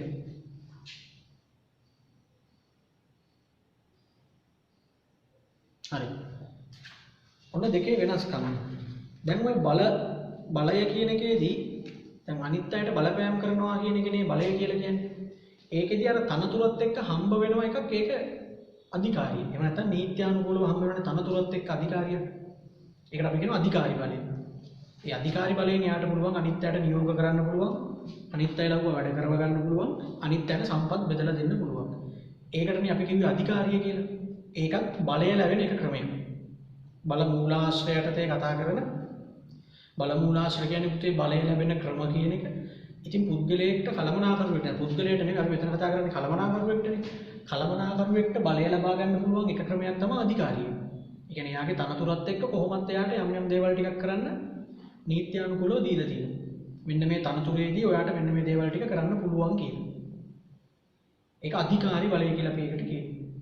ඊට අමතරව ත්‍යාග දීම සඳහා බලයක් වෙනවා කලමනාකරුවන්ට. ත්‍යාග දීමේ බලය කියලා බල මූලාශ්‍රයයක් තියෙනවා. ඒ කියන්නේ පුතේ දැන් අර අම කරන්නයි අනිත් අය ලවා වැඩ කරව ගන්නයි අනිත් අයට සම්පත් බෙදලා දෙන්නයි පුළුවන් එකනේ අධිකාරි බලය කියලා කියන්නේ. එතකොට ඉතින් කොහොමත් එයාගේ තියෙන අධිකාරි බලය නිසා එයා කියන දේ අනිත් අයට කරන්න වෙනවා. ප්‍රින්සිපල් කියන දේ අනිත් අයට කරන්න වෙනවා. හේතුව තමයි එයාට අධිකාරියක් දීලා තියෙනවා. නීතියෙන් බලතල ටිකක් දීලා තියෙනවා. නියෝග කරන්න පුළුවන් කියලා, අනිත් අය ලව්ව වැඩ කරව ගන්න පුළුවන් කියලා, අනිත් අයට සම්පත් බෙදලා දෙන්න පුළුවන් කියලා. ඊට අමතරව ත්‍යාග දීමේ බලයක් තියෙනවා කලමනාකරුවන්ට. ත්‍යාග දීමේ බලය කියන්නේ දැන් යම් කිසි වෙලාවක කලමනාකරුවන්ට පුළුවන්කම තියෙනවා තමන්ගේ පල්ලෙහා ඉන්න සේවකයන්ට උසස් වීම එහෙම දෙන්න. පඩි වැඩි කිරීම කරන්න. අර ඒ වගේ නිකන් ප්‍රතිලාභ අත්කර දීමේ හැකියාවක් තියෙන මැනේජර් කෙනෙක් වුණාම සමහර වෙලාවට මැනේජර් පුතේ අනිත් අයව පාලනය කරන්නේ අනිත් අයට බලපෑම් කරන්නේ අන්න ඒක පාවිච්චි කරලා. අධිකාරි බලය මත එයාට පුළුවන් යම් සීමාවකට. ප්‍රින්සිපල්ට පුළුවන් එකමාර වෙනකන් ටීචර්ස්කට නියෝග කරලා පාසලේ වැඩ කරව ගන්න. ප්‍රින්සිපල්ට කියන්න බෑ එකමාරෙන් පස්සේ හවසපත්ති කරන්න ගුරුවරුන්ට ඉන්න කියලා. බැංකුවේ මැනේජර්ට පුළුවන් පත්වීමේ ලිපියේ තියෙන කාලය තුල නියෝග කරලා සේවකයෙක්ගෙන් වැඩ කරව ගන්න. ඒ වෙලාවෙන් පස්සේ එහෙම නැත්නම් අදාළ සේවකයාට නිවාඩු දෙන්න තියෙන දවසේ ඉරිදා කියලා හිතන්නකො. ඉරිදට වැඩ කරන්න එන්න කියලා කියන්න මැනේජර්ට අධිකාරි බලයක් නැහැ. නීත්‍යානුකූලව එතන එහෙම බලයක් දීලා නැහැ. හැබැයි දැන් කල්පනාකරුවා කියන මෙන්න මෙහෙම හදිසි වැඩක් තියෙනවා ඔයගොල්ලෝ ඉරිදා එන්න හැමෝම කියලා. එතකොට ඕනනම් සේවකයන්ට පුළුවන් බෑ කියලා නිකන් ඉන්න. කල්පනාකරුවාට එතකොට කරන්න දෙයක් නැහැ. මොකද ඉරිදට සේවකයන්ගෙන් වැඩ ගන්න කියලා යාට අධිකාරියක් දීලා නැහැ. නීතියෙන් තනතුරත් එක්ක එහෙම පුළුවන්කම දීලා නැහැ. හැබැයි පුතේ කලමනාකරුවා මෙහෙම එන්න කිව්වහම සේවකයෝ යනවා. එතන යන්නේ ගොඩක් වෙලාවට මේ කලමනාකරුවා කියන දේ අහගෙන හිටියොත් කලමනාකරුවාගේ හිත දිනාගත්තොත් මට උසස් වීමක් ගන්න පුළුවන් වෙයි කියලා. මගේ පඩි වැඩි කරගන්න පුළුවන් වෙයි කියලා. මොකද කලමනාකරුවට එහෙම බලයක් තියෙනවා. එයාට පුළුවන් තමන්ගේ පාන සේවකයන්ට උසස් වීම දෙන්න පුළුවන්. පඩි වැඩි කිරීම කරන්න පුළුවන්. ඒ වගේ ප්‍රතිලාභات කරලා දෙන්න පුළුවන්. අන්න ඒව හම්බ වෙයි කියලා හිතාගෙන අන්න එහෙම දෙයක්වත් කරගන්න ඕනි කියලා හිතාගෙන ගොඩක් වෙලාවට මැනේජර් කියන දේ අනික් කට්ටිය අහනවා.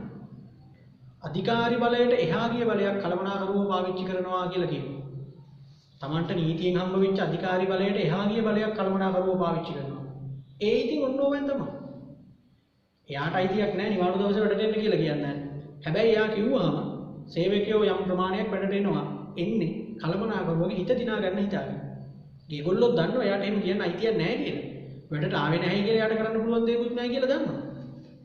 හැබැයි අර අපි කියන්නේ දැන් ඔය ආයතනවල ගොඩක් වෙලාවට මැනේජර්ට ගොට්ට අල්ලනවා කියලා නිකන් සාමාන්‍ය සමාජය තුල අපි දන්නවා කියනවනේ. නිකන් අර ගොට්ට අල්ලලා යම් යම් ප්‍රතිලාභ දිනා ගන්න හදනවා.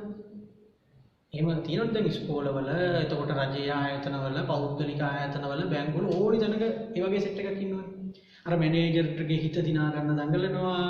මැනේජර් පස්සෙන් ඉන්නවා. යා කියන ඕනි දෙයක් හරි කියනවා. යාගේ මතයට හැම වෙලේම හා කියනවා. එහෙම ඉන්න එකට අපි ඔය සාමාන්‍යයෙන් කියන්නේ අන්නරු නිකන් මැනේජර්ට කොට්ටල්ලනවා කියන්නේ කියලා. එහෙම ඉන්නේ ඇයි? අර ප්‍රතිලාභයක් ගන්න. එහෙම කරලා ඉතින් උසස් වීම එහෙම ගන්න ඉන්නවනේ. එහෙම කරලා පඩි වැඩි කරගන්න කට්ටිය ඉන්නවනේ. එතනයි මැනේජර්ට තියෙන මොන බලයද? ත්‍යාග දීමේ බලය. දැන් ඒතකොට දෙකයි. මොකද්ද? අධිකාරී බලයක් තියෙනවා. ඒ ඇවිල්ලා තනතුරත් එක්ක හම්බ වෙන එක.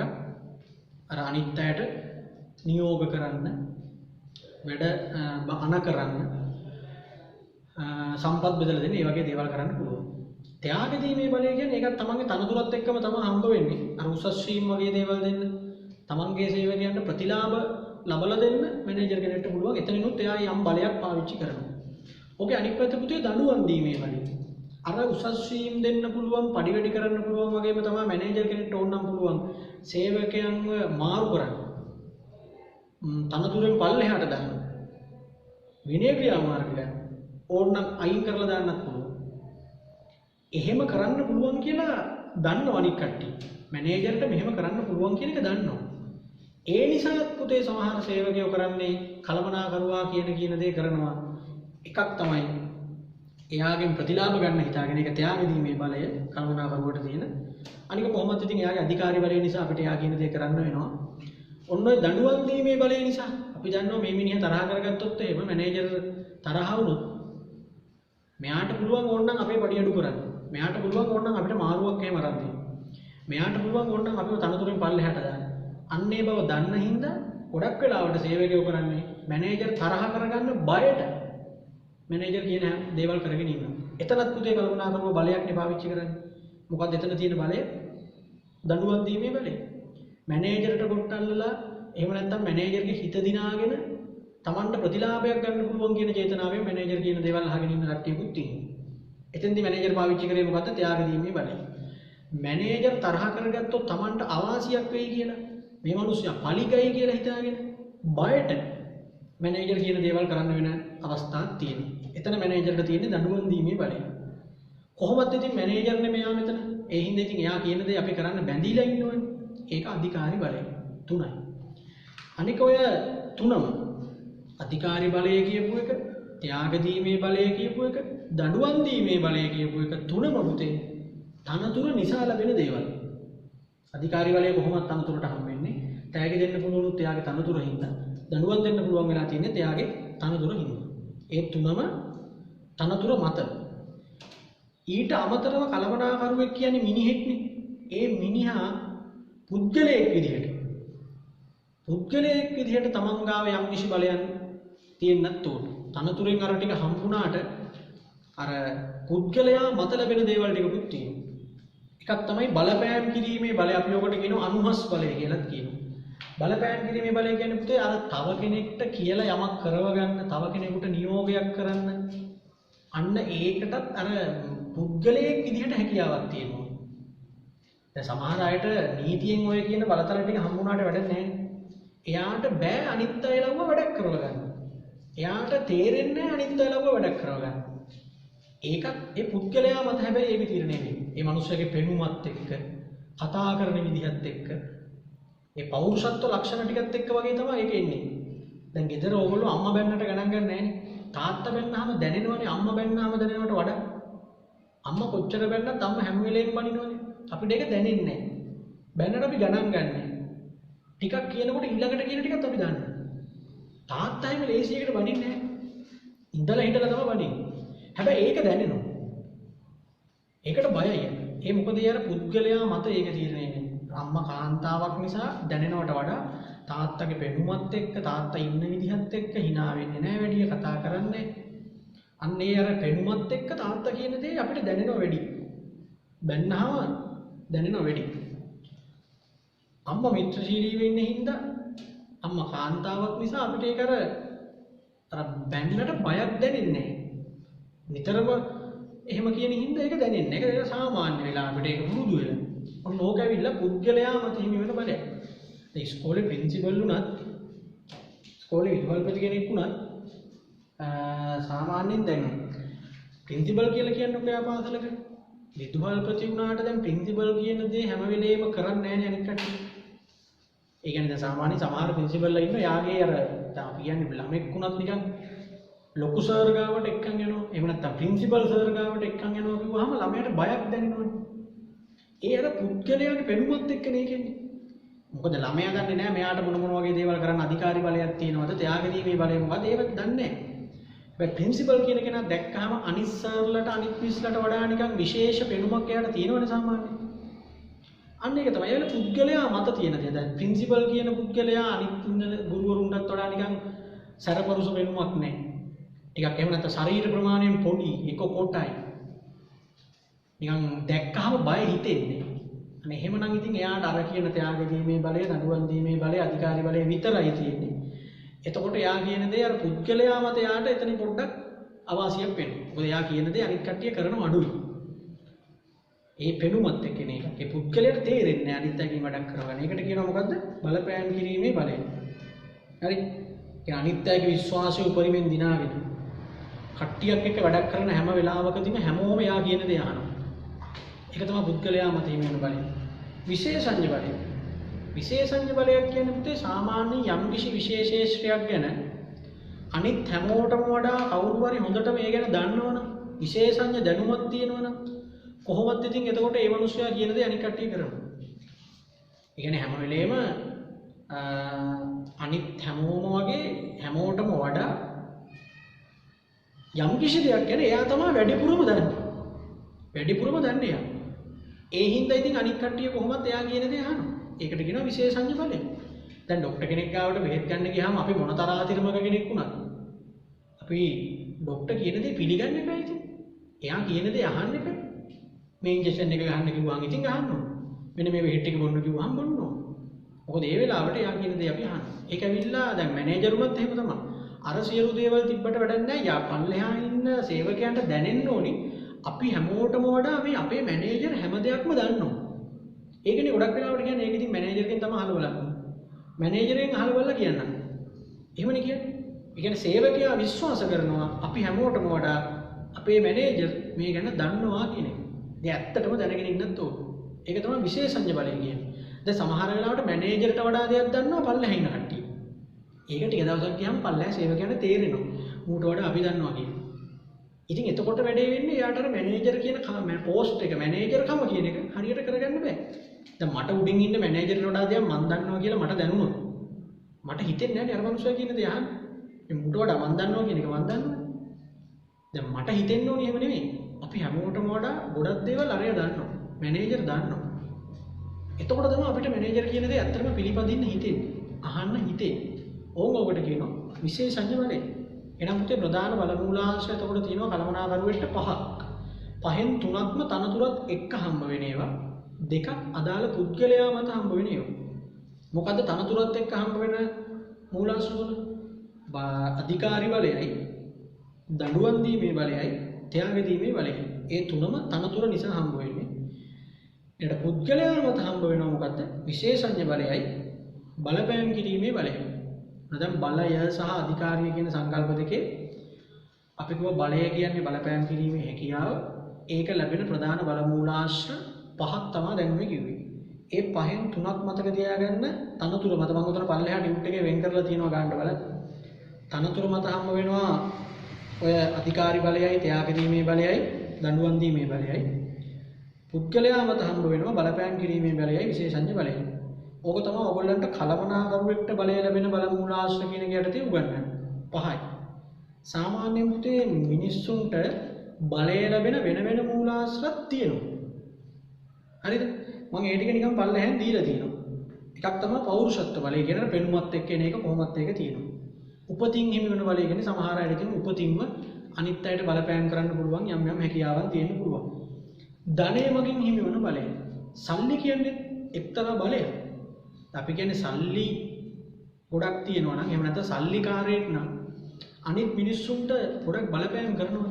දැන් අපේ රටේ වුණත් පොඩි මිනිහට ක්‍රියාත්මක වෙන නීතිය සල්ලිකාරයට ක්‍රියාත්මක වෙන්නේ නැහැ. පොඩි මිනිහට කරන්න පුළුවන් දේ මේ සල්ලිකාරයෙක්ට කරන්න පුළුවන් හැම දෙයක්ම අර පොඩි මිනිහෙක්ට කරන්න බෑ.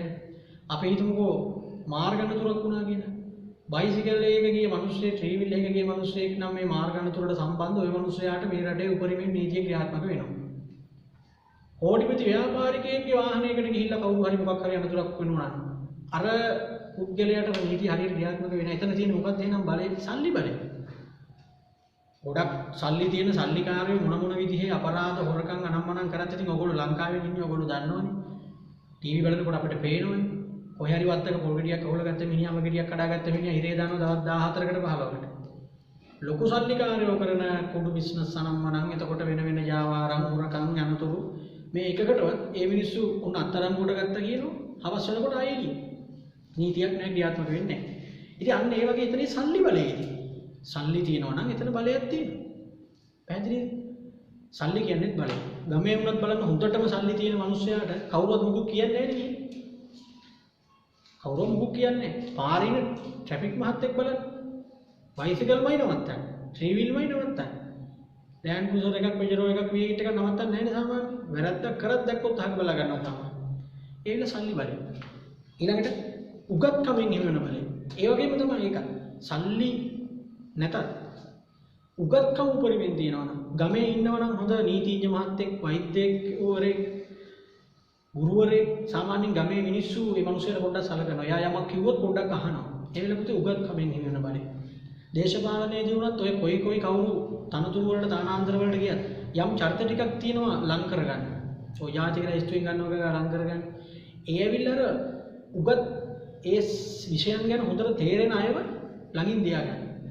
ඉතින් ඒ කියන්නේ උගත්කමෙන් යම් බලයක් තියෙනවා. ඊළඟට නීතිය මගින් හිමිවන බලය දැන් අපි කලින් කතා කරන්නේ ඇවිල්ලා අර තනතුරත් එක්ක දෙන එක. තොරතුරු මගින් හිමිවන බලය. තොරතුරු කියන්නේ බලය. කාගේ හරි තොරතුරු ටිකක් තව කෙනෙක් ගාව තියෙනවා නම් ඒ හරහා පුළුවන් නේ අරයට බලපෑම් කරන්න. දැන් රංජන් රාමනායක ගාව තියෙන්නේ මොනවාද? හඬපට තියෙන්නේ. ඉතින් හඬපට කියන්නේ මොකක්ද? බලය.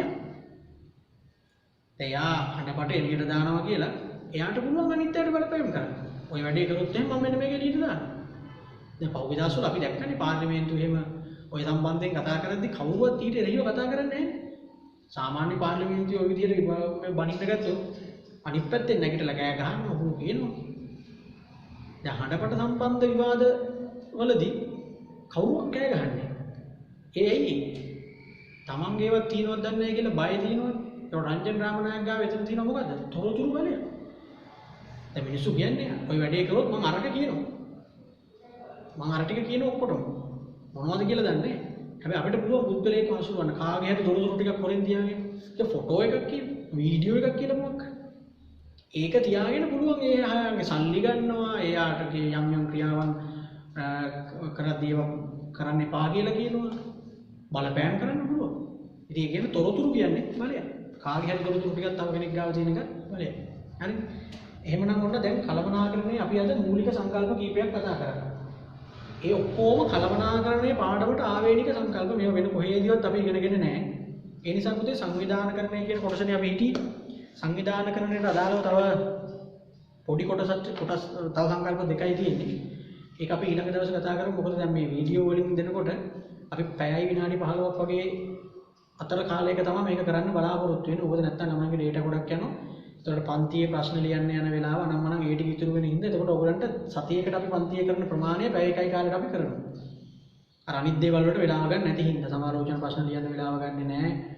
ඒවට උත්තර දෙන්න වෙලාව ගන්න නැහැ. ඒ නිසා. එතකොට ඔයගලන්ට තව කොහොමද මෙහෙයවීම පාලනය කියන කොටස් දෙක විතරයි තියෙන්නේ. ඒකත් මම මේ ක්‍රමයටම දෙන්නම්. අපි එහෙමනම් පුතේ අදට ඔය මූලික සංකල්ප ටික කතා කරා. ඊළඟ වීඩියෝ එක නවත්තමු.